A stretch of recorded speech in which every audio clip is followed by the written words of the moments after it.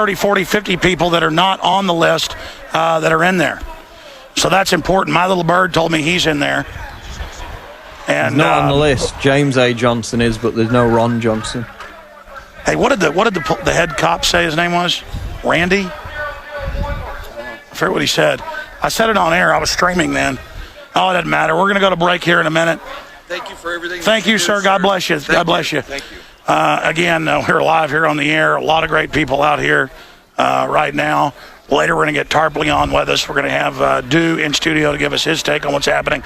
All the boil downs of this condensed on the Nightly News, 7 o'clock Central. We'll probably be doing some live pop-ins on the Nightly News. Again, it's live sometimes. Usually we tape it right beforehand, but we're going to have some tape packages and some live pop-ins tonight, 7 o'clock Central, 8 o'clock Eastern. I'm Alex Jones reporting for Infowars.com and Prisonplanet.tv from Virginia in the heart of the military-industrial complex. Riding shotgun is Paul Watson, and we'll also try to take some calls coming up in the next hour, maybe from people that are out here on the scene so they can get involved on air with us. We'll be right back. Stay with us. Hey, ladies and gentlemen, we're live at Bilderberg 2012, and I'm right here on the property line with the Westfields Marriott, and Lee Norfolk, who looks like he's in charge around here. He just says he's the senior police officer, or what'd you call it? Master police officer. Master police officer. You were nice enough to actually talk to us, the commoner slaves, 4 years ago. Seems like 5 minutes ago, and we're here, we're back. I know, it went pretty quick. Isn't it kind of deja vu how 4 years goes by? Absolutely. So tell us what's going on here. I see you're with the SWAT team. Mm-hmm. Are you going to keep us safe? Yeah, absolutely. Are you aware of who's meeting here in the hotel? Yes, I am. I listen to your show. You listen to the show too? Absolutely. Wow, I ran into some other guys that listen to the show. I ran into 5 guys who were all really nice yesterday, and they asked us to go. We left immediately. But I just want to find out who's absolutely charged, because I understand you see somebody in the woods peeing on a tree, you got to write them a ticket because that's the law. But, I mean, it looks like they're looking to find people. People are getting dropped off in like 10 seconds. They're writing them tickets if they stop. I mean, would you guys normally give somebody a ticket if they stopped when there's not a lot of traffic to let somebody out of the car?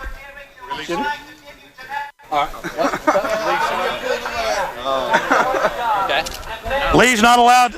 Lee's being pulled back into the control center. Uh-oh, Lee's in trouble. He revealed he's a listener.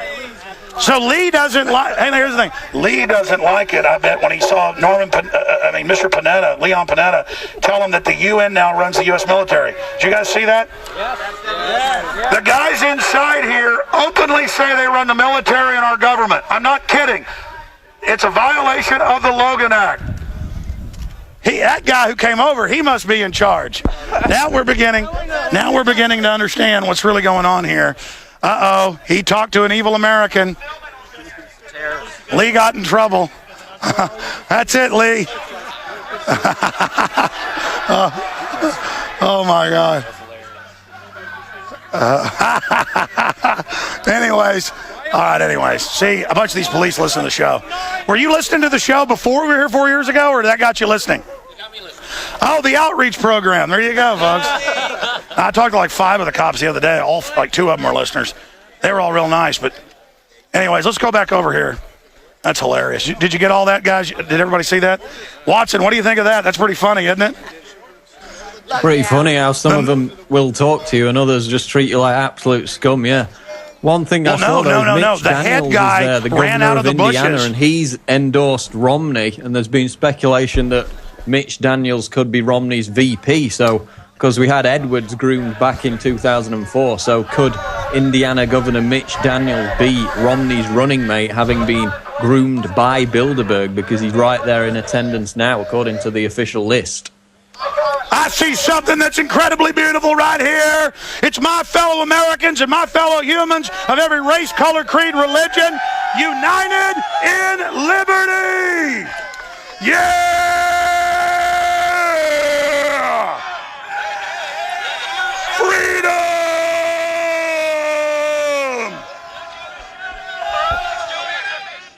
The answer to 1984 is 1776. Yeah! The New World Order's going down. They're running scared. They know humanity is waking up to them and identifying the globalists. And the beginning of the sleeping giant awakening has begun. We will restore our republic. We will restore the United States as a beacon of liberty and truth, not a dark mountain of evil projecting corruption worldwide.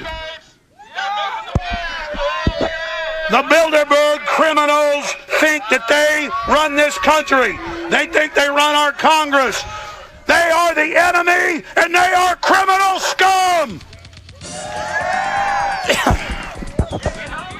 Folks, we're broadcasting live on the radio right now. I want to hear everybody right now. The answer to 1984 is 1776. The answer to 1984 1776 worldwide.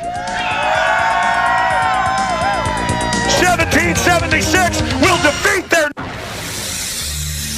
We are live, broadcasting worldwide to millions of freedom lovers on a planetary scale. I salute everyone that's here today and everyone taking action and everyone forcing the Bilderberg crime meeting out into the open. I salute everyone who wants to be free. Yeah. All right, we got Paul Watson and Rob Dew in studio. I'm going to throw it to them for about 20 minutes, and I'll be back with some reports. And I'm going to try to, I know Webster Tarpley's in the house. We would drag him on air for a little while and talk to Burmis and a bunch of other people that are here. A lot of great folks here. It's amazing. Back to Paul Watson. It's Alex Jones live in Chantilly, Bilderberg 2012. We're just going through the member list and some of the ramifications of that. I believe we got Rob Dew back in the studio. Rob, are you there? Don't have Rob Dew yet. Rob Dew will be coming in shortly, but I'm going through the list again. And as I said a while ago, Mitch Daniels, the governor of Indiana, of course, we had all this speculation about Marco Rubio being the potential VP pick for Mitt Romney. This stemmed from a Washington Post article written by veteran 30-year columnist Al Kamen, in which he referenced John Edwards' 2004 attendance at the Bilderberg meeting in Stresa, Italy, where he gave a impressive, to the Bilderberg members, foreign policy speech. And even as the campaign vehicles were all being labelled with Kerry Gephardt stickers, they in fact changed it at the last minute after Edwards' Bilderberg performance. And Edwards became the VP pick. Again, in 2008, James A. Johnson, who is there right now in Chantilly attending once again, he selected Barack Obama's running mate. And of course, back in 2004, John Edwards ran with John Kerry, who again is in attendance today. So there was speculation about Rubio being the potential VP, but we've actually got Mitch Daniels in attendance, the governor of Indiana. There was a story out of the Ticket from a few days ago. Mitch Daniels dismisses Romney Veep talk. It won't happen. Indiana Governor Mitch Daniels, who offered a tepid endorsement of Mitt Romney only after the Republican primaries, pushed back hard against the idea that he'll be chosen as Romney's running mate. And basically, they've all said that. Rubio's said it. A number of the other potential VP candidates have said it. But it's just interesting that Mitch Daniels is at Bilderberg because they have a history of having a hidden hand influence in the US presidential election. So we'll wait to see what develops from that. Of course, Rubio's already attended numerous foreign policy speeches in the weeks leading up to Bilderberg. So we'll see what becomes of that. Again, we've got the full official attendee list on prisonplanet.com. We've also got sneering MSNBC anchor, "I'm way too lazy to research Bilderberg." And this is a confrontation by Luke Rudowski of We Are Change, in which he talks to Lawrence O'Donnell, MSNBC host. And it's just amazing to see the sneering arrogance of O'Donnell. He doesn't even know what Bilderberg is. When Luke tells him, he says, "Oh, that can't have any importance because I don't know what it is." Because he's so high and mighty that anything that doesn't enter his consciousness just doesn't exist. And basically Luke schools him on it.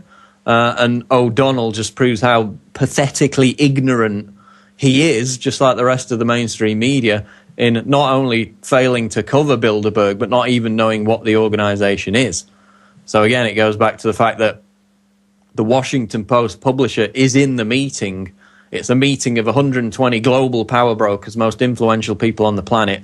Eric Schmidt, Google, LinkedIn, Facebook, Airbus, HSBC, Barclays, all of them, along with US politicians. And not a peep. One Washington Times story broke the US media blockade, and basically nothing else. The Huffington Post done a story on it.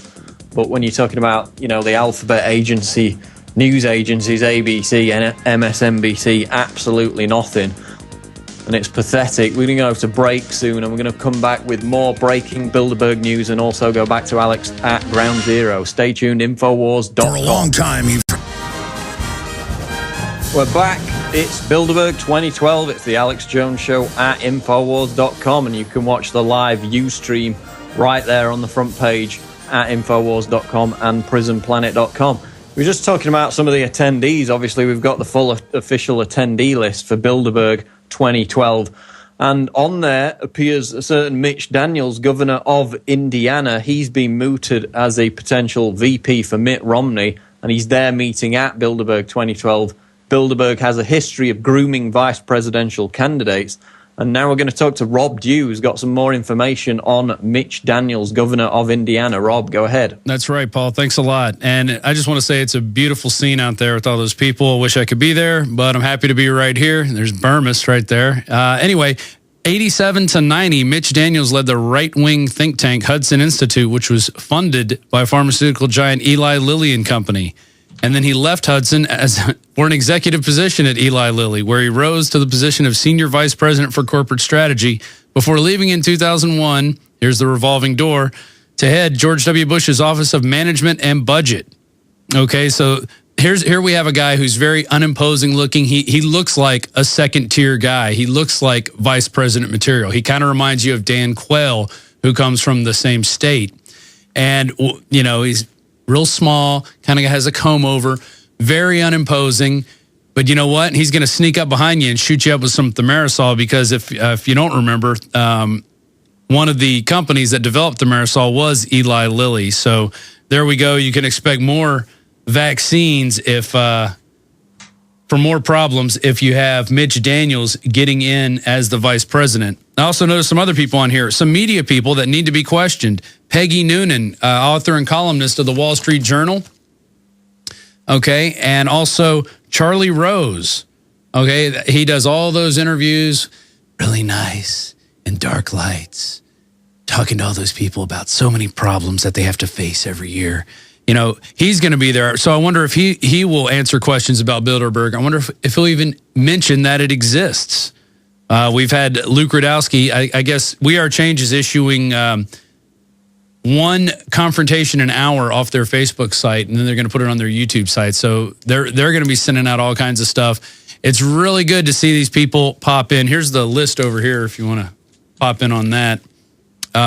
Richard Pearl.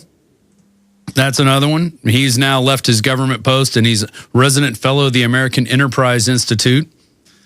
I thought that was pretty interesting. Let's see. Vernon Jordan, who I think Bill Clinton even admitted that Vernon Jordan invited him to Bilderberg, but of course they didn't talk about NAFTA or anything like that. Let's see. Who else is on this list that's interesting?